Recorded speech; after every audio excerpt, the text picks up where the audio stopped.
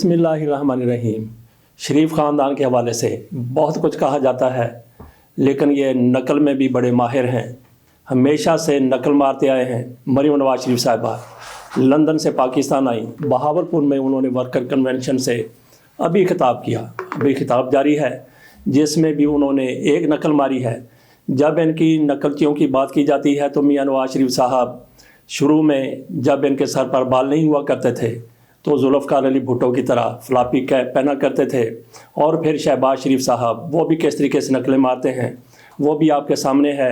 मरीम नवाज शरीफ की बात कर लें तो उन्होंने बहावलपुर में क्या नकल मारी है, लेकिन इससे पहले हम इनकी दीगर नकलें भी आपके सामने रखते हैं कि किस तरीके से ये बेनज़ीर भुट्टो की तरह अपने आप को पोज करती थी, किस तरीके से अंजलिना जूली का रूप धार लेती थी, और फिर ऐमान तैयब अर्दगान उनका भी इन्होंने रूप धारा था। और फिर बहावलपुर में इन्होंने क्या किया, कैसी नकल की मियां नवाज शरीफ की और उनकी पार्टी की हम बात कर रहे थे कि किस तरीके से ये लोग नकलें मारते हैं। इन्होंने जब ये देखा कि इमरान खान बहुत ज़्यादा आगे जा रहे हैं, बड़ी कामयाबी हासिल कर रहे हैं, तो लंदन में एक मीटिंग होती है, हालिया दिनों की बात है। वहाँ पे बात हुई कि इमरान खान को किस तरीके से काउंटर किया जाए। तो वहाँ पे बताया गया कि इमरान खान को आज जो पजीराई मिल रही है, उन्होंने जनरल बाजवा के हवाले से उनके ख़िलाफ़ महाज खड़ा कर दिया तो वो अवाम में पॉपुलर हो गया। तो इन्होंने भी जनरल बाजवा के ख़िलाफ़ पाकिस्तान में ताज़ा तरीन महाज खड़ा कर दिया। इनसे ज़्यादा बेवकूफ़ और अहमक कौन हो सकता है। एक से किसी होटल में बैठा हुआ था तो वहाँ पे कॉमन सेंस पे बात हो रही थी। एक बंदा दूसरे को बता रहा था कि क्या आपको पता है कॉमन सेंस क्या होती है। दूसरे ने कहा नहीं। उसने अपना हाथ टेबल पर रखा, उसने कहा कि इस पर मुक्का मारो। जैसे मुक्के के लिए अपना हाथ वो नीचे लाया तो दूसरे शख्स ने अपना हाथ पीछे कर लिया तो उसका मुक्का मेज़ पर पड़ा। वो सिख अपने गाँव आया तो अपने दीगर सरदारों को कहने लगा कि तुम लोगों को पता है कि कॉमन सेंस क्या होती है। उन्होंने कहा हमें नहीं पता। उन्होंने कहा इधर अब मैं बताता हूँ। उसने इधर देखा उधर देखा, वहाँ पे कोई टेबल नहीं था तो उसने अपना हाथ अपने मुंह पे रखा और दूसरे शख्स को कहा कि इस पर मुक्का मारो। जैसे ही उस शख्स ने मुक्का मारा तो उसने अपना हाथ नीचे कर लिया, मुक्का ठा करके उसके मुंह पर लगा। इसी तरीके से लोगों को ये अक्ल नहीं है कि इमरान खान जनरल कमर जावेद बाजवा के ख़िलाफ़ कब बात कर रहा था। उस वक्त भी इमरान खान बात कर रहा था जब जनरल साहब आर्मी चीफ थे, और अभी वो बात कर रहे हैं। लेकिन इनकी तरफ से बयानियाँ बनाने की कोशिश की गई कि आप भी मुज़ाहमती बयानियाँ बनाएं, लेकिन मुज़ाहमती बयानियाँ जनरल कमर जावेद बाजवा के ख़िलाफ़ अगर आप बनाएंगे तो उसका कोई फ़ायदा आप लोगों को नहीं होगा। अगर आपने मुज़ाहमती बयानियाँ बनाना है तो फिर एस्टेब्लिशमेंट के हवाले से बनाएं। वो तो आप में जुर्रत नहीं है, हिम्मत नहीं है। उनके तो आप कदमों में बैठे हुए और शहबाज शरीफ साहब इमरान खान के बकौल उनके बूट पॉलिश कर रहे हैं। मरीम नवाज शरीफ साहिबा ने क्या नकल मारी है। जिस तरीके से तहरीक इंसाफ ने सोशल मीडिया को इस्तेमाल किया है, मरीम नवाज शरीफ साहिबा भी बिल्कुल उसी तरीके से सोशल मीडिया को इस्तेमाल करने की बातें कर रही हैं। आइए हम आपको थोड़ा सा क्लिप सुनाते हैं। मरीम नवाज शरीफ साहिबा ने किस तरीके से सोशल मीडिया को इस्तेमाल करने की बात की है। आप सब सोशल मीडिया पर, चाहे वो ट्विटर हो या वो इंस्टाग्राम हो या वो टिकटॉक हो या वो फेसबुक हो या वो कोई भी प्लेटफॉर्म हो, सब पर अपने अकाउंट्स बनाओ और अपनी पार्टी की और मुल्क की जंग लड़ो। और यहाँ पर जितने मैंने राना तनवीर हसन साहब से कहा है कि मुझे बहावलपुर डिवीजन का और सब डिस्ट्रिक्ट का एक यूथ का कोऑर्डिनेटर दे।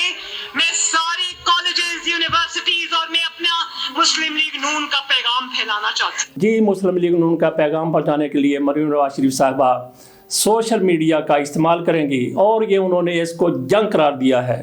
इन नौजवानों को लेकर ये किसके ख़िलाफ़ जंग लड़ेंगी। मेरा ख्याल है कि मरीम नवाज शरीफ साहिबा सोशल मीडिया को अपनी ऑडियोज़ के लिए, अपनी वीडियोज़ के लिए, अपने मुखालफों की ऑडियोज़ और वीडियोज़ के लिए और फ़ोटोशॉप के लिए इस्तेमाल करना चाहती हैं।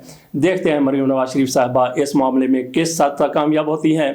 इमरान खान की तरफ से आज फिर कहा गया है कि मैंने आसिफ अली जरदारी का अगर नाम लिया था कि वो मुझे मरवाना चाहता है, मुझे कत्ल करवाना चाहता है, उसने कुछ लोगों को, दहशतगर्दों को हायर किया है। मैं अपने बयान पर कायम हूँ। आसिफ अली जरदारी की तरफ से 10 अरब रुपए का इमरान खान के ख़िलाफ़ हर्जाने का केस किया गया था। आसिफ अली जरदारी का नोटों से अभी तक पेट नहीं भरा। इमरान खान से भी वो 10 अरब रुपया वसूल करना चाहते हैं, जबकि इमरान खान अपनी बात पर कायम है। इमरान खान ने शवाहिद की बुनियाद पर, सबूतों की बुनियाद पर آصف علی زرداری کا نام لیا ہوگا، شیخ رشید نے بھی یہی بات کی ہے، مراد سعید بھی ایسا ہی کہہ چکے ہیں، تو کہیں نہ کہیں سے ایسا ضرور ہوا ہوگا۔ آصف علی زرداری کے بارے میں لوگ جانتے ہیں کہ وہ کس کماش کے آدمی ہیں، پاکستان کے صدر رہے ہیں۔ اب ہم تھوڑی سی بات کر لیتے ہیں مفتی عبدالشکور کے حوالے سے۔ یہ وزیر حج ہیں، انہوں نے کیا چند چڑھایا ہے؟ مولانا فضل الرحمان کبھی عورت کی حکمرانی کے خلاف ہوا کرتے تھے، بے نظیر کے خلاف ان کے فتوے موجود ہیں۔ پھر وہ وقت بھی آیا کہ مولانا فضل الرحمان صاحب بے نظیر بھٹو کے قدموں میں بیٹھے ہوئے تھے۔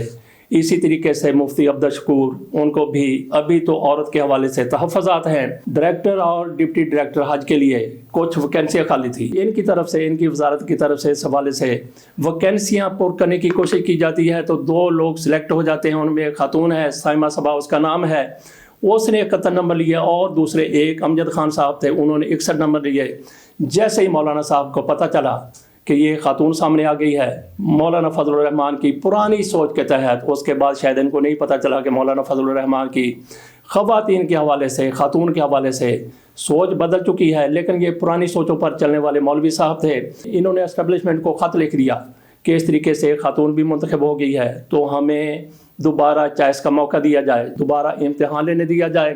لیکن اسٹیبلشمنٹ ڈویژن کی طرف سے ان کی درخواست کو مسترد کر دیا گیا۔ مولانا صاحب نے ایک نیا طریقہ نکال لیا، انہوں نے فوری طور پر اعلان کر دیا کہ ان لوگوں کا انٹرویو لیا جائے گا، اور انٹرویو پینل کو انہوں نے مبینہ طور پر اپنے ساتھ ملا لیا اور خاتون سے سوال و جواب کرنے لگے۔ ان کو انٹرویو کے دوران مفتی صاحب نے اس خاتون کو فیل کر دیا، ان سے پوچھا گیا کہ آپ تو پردہ نہیں کرتی، دیگر بھی سوالات کیے گئے، لیکن اس خاتون نے مبینہ طور پر عقل مندی کا یہ کام کیا کہ پوری کی پوری انہوں نے ریکارڈنگ کر لی، اس انٹرویو کی آڈیو ریکارڈنگ، اور پھر انہوں نے جیسے ہی ان کو فیل کیا گیا انہوں نے وہ آڈیو وائرل کر دی۔ تو مفتی صاحب منہ چھپاتے ہوئے پھر رہے ہیں اور کہہ رہے ہیں کہ ہم اس کا نوٹس لیں گے، انکوائری کروائیں گے کہ اس خاتون نے آڈیو کیوں ریکارڈ کی۔ میں سمجھتا ہوں کہ خاتون کی طرف سے اگر آڈیو ریکارڈ کی گئی ہے تو بالکل درست کیا گیا ہے، کیونکہ ان مولانا صاحب نے مکر جانا تھا کہ ایسا انٹرویو ہوا ہی نہیں ہے، اگر انٹرویو ہوا تو اس میں ایسے سوالات نہیں کیے گئے۔ اس خاتون نے مفتی صاحب کو ایکسپوز کر کے رکھ دیا ہے۔ تھوڑی دیگر باتیں بھی کر لیتے ہیں۔ یہ حکمران،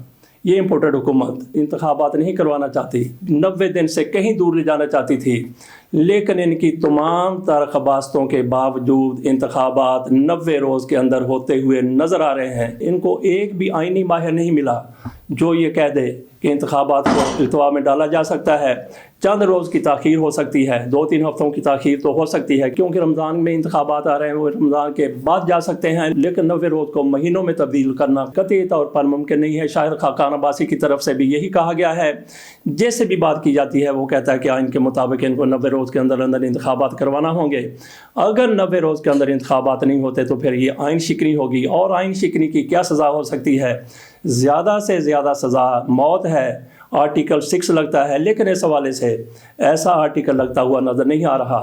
سزا ہوگی، ضرور ہوگی، کم سزا ہوگی۔ اس سزا کو کوئی بھی افورڈ نہیں کر سکتا، آج نہیں تو کل، کل نہیں تو پرسوں، 6 مہینے بعد، سال بعد ان لوگوں کو جواب دینا پڑے گا۔ یہ ساری صورتحال سامنے ہے، اس لیے انتخابات التوا میں جاتے ہوئے قطعی طور پر نظر نہیں آ رہے۔ اور پھر خیبر PK کے گورنر کی طرف سے جو کچھ کہا گیا تھا، انہوں نے کہا تھا کہ ایجنسیاں بتائیں گی کہ انتخابات کب ہونے ہیں، اسٹیبلشمنٹ بتائے گی کہ انتخابات کب کروائے جا سکتے ہیں، لیکن جب ان کو پتہ چلا کہ یہ میں نے غلط کہہ دیا ہے تو ان کی طرف سے، گورنر کے PK کی طرف سے دوڑ لگا دی گئی۔ انہوں نے اپنا موقف فوری طور پر واپس لے لیا، اور جیسے ان کو پتہ چلا کہ اب میری گرفت ہونے والی ہے تو انہوں نے اعلان کر دیا کہ 16-17 اپریل کو انتخابات ہوں گے۔ انہوں نے انتخابات کی ڈیٹ دے دی ہے۔ اسی طریقے سے گورنر پنجاب بھی ڈیٹ دینے کے پابند ہیں، وہ بھی 1-2 دن میں ڈیٹ دے دیں گے۔ اگر وہ ڈیٹ نہیں بھی دیتے تب بھی الیکشن کمیشن کی طرف سے تجویز دے دی گئی ہے، اس کے مطابق انتخابات ہو جائیں گے۔ جس طریقے سے خیبر PK کے گورنر نے دوڑ لگائی ہے، اسی طریقے سے اسحاق ڈار نے بھی دوڑ لگائی ہے۔ اسحاق ڈار نے کس کے سامنے دوڑ لگائی ہے؟ اسحاق ڈار نے چیلنج دیا تھا کہ عمران خان میرے ساتھ مناظرہ کر لیں، میرے ساتھ مقابلہ کر لیں، میرے ساتھ بحث کر لیں کہ آج معیشت جس طریقے سے ڈوبی ہوئی ہے اس کی ذمہ دار عمران خان کی حکومت تھی۔ عمران خان نے ایک شخص کے ساتھ کیا مقابلہ کرنا تھا، کیا مناظرہ کرنا تھا۔ شوکت ترین کی طرف سے کہا گیا کہ پہلے مجھے بھگت لو، میں مقابلہ کرنے کے لیے تیار ہوں، میں مناظرہ کرنے کے لیے تیار ہوں، میں بحث کرنے کے لیے تیار ہوں۔ اس کے بعد اسحاق ڈار نے دوڑ لگا دی، کیونکہ ایک معیشتدان کے سامنے، کسی اکاؤنٹنٹ کے سامنے نواز شریف بیٹھا ہو یا کوئی بھی بڑا سیاستدان بیٹھا ہو، وہ اعداد و شمار کا مقابلہ کسی طور بھی نہیں کر سکتا۔